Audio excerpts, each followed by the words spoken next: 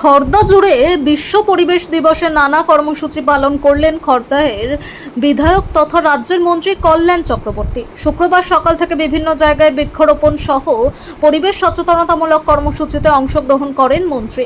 এরই মাঝে খর্দা কল্যাণনগর স্কুলে ছাত্রছাত্রী, শিক্ষক, অভিভাবকদের সাথে একটি অনুষ্ঠানে সামিল হন খর্দার বিধায়কের সামনে নানা সাংস্কৃতিক পরিবেশন করেন ছাত্রছাত্রীরা।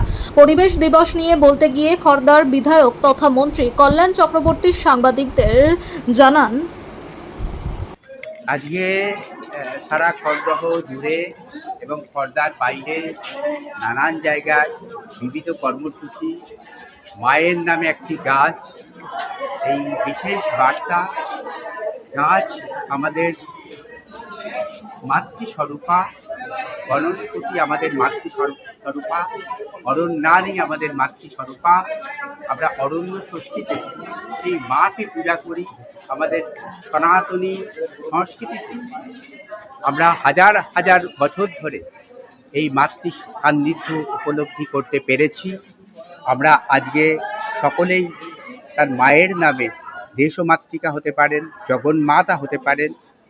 জননী দেশমাতৃকা জগন্মাতাকে এক এবং অভিন্ন করে দেখবার এই যে দর্শন, মায়ের নামে একটি গাছ, এটি আমরা সারা পশ্চিমবঙ্গে পালন করছি, হয়তো সারা ভারতবর্ষে পালিত হবে। আমরা খড়দাতেও তার রূপায়ণ করেছি, নিজের হাতে গাছ লাগিয়েছি, উৎসাহিত করছি। তার পাশাপাশি এই পরিবেশ প্রকৃতিকে নির্মল রাখতে হবে। প্লাস্টিক দূষণ একটা ভয়ঙ্কর সমস্যা। এখানে কেবলমাত্র সরকারি বা আধা সরকারি প্রতিষ্ঠানই কাজ করবে তা নয়। আমি অনুরোধ করব সমস্ত শুভবুদ্ধি সম্পন্ন মানুষ, সচেতন মানুষ, পরিবেশ বান্ধব মানুষ, প্রকৃতিপ্রেমী মানুষ এই প্লাস্টিক যথাসম্ভব দূরে ফেলবেন এবং তা যেন লোকালয় থেকে দূরে যায়।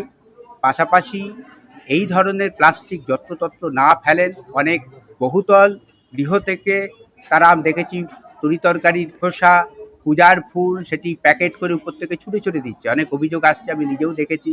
আমি কোনো একটা সময় বছর দুয়েক আগে নিচে দাঁড়িয়ে আছি, এক বহুতলের উপর থেকে এরকম একটা এসে আমার গায়ে পড়লো। আমি নিজেও ভুক্তভোগী।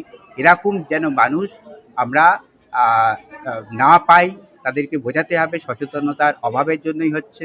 আপনাদের সকলের কাছে অনুরোধ, সচেতন করুন সকলকে, নিজেরাও তা পালন করুন। বিশেষ করে ছাত্রীদেরকে বলবো, সমাজ নির্মল করবার জন্য তোমরাও ভাই সাধ্যমতো তোমাদের অভিভাবকদের সম্মতি নিয়ে অংশগ্রহণ করো। প্রকৃতিকে সবুজ করি, সুন্দর করি, নান্দনিক করি।